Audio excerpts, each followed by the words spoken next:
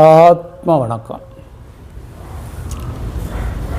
ஒரு அனுபவ கதை. நம்மளுடைய தியான கிளாஸில் ஒரு ஆத்ம சகோதரி அவங்களுக்கு ஏற்பட்ட ஒரு அனுபவம்.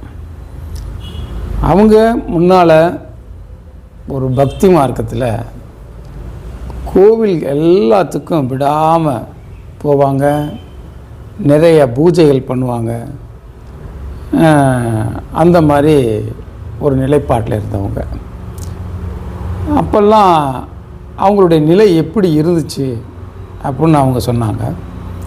ஒரு சின்ன விஷயம் அவங்கள பாதிச்சிட்டா பெரிய படபடப்பாயிருவாங்க, பதறிடுவாங்க. அதுக்கான தீர்வை தேடுறதுக்கு யார்கிட்டையாவது இதுக்கு ஒரு பதில் கிடைச்சிருமா, இல்லை ஒரு முடிவு கிடைச்சிருமா அப்படிங்கிற மாதிரி தீவிரமாக யாராவது ஒருத்தங்க அவங்களுக்கு ஆறுதல் சொல்ல வேண்டிய ஒரு நிலைப்பாடு இருந்துச்சு. கோவிலுக்கு போகிற நேரம் அமைதியாக இருக்கும், மற்ற நேரங்கள் எல்லாமே அவங்களுக்குள்ள இந்த ஒரு பதட்டம். எந்த ஒரு நிகழ்ச்சியாக இருந்தாலும் அந்த ஒரு பதட்டம் இருந்துச்சு.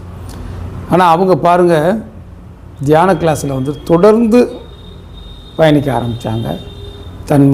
தன்னோட மனதை ஒருமுகப்படுத்த ஆரம்பித்தாங்க.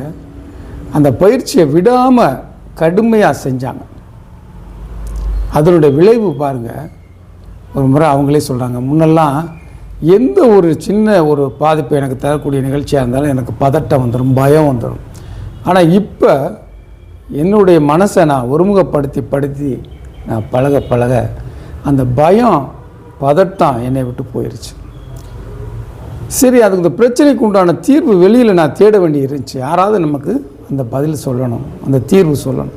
ஆனால் இப்போ அதுக்கான தீர்வு ஏன் மனமே எனக்கு அந்த தீர்வை கொடுக்குது, அந்த தைரியத்தையும் கொடுக்குது.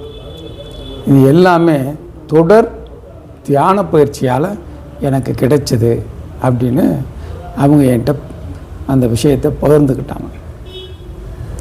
ரொம்ப சந்தோஷம். தியானம் தொடர்ந்து செஞ்சால் இந்த மாதிரி பல அற்புதங்கள் நமக்கு வாழ்க்கையில் நடக்கும். ஆத்ம வணக்கம்.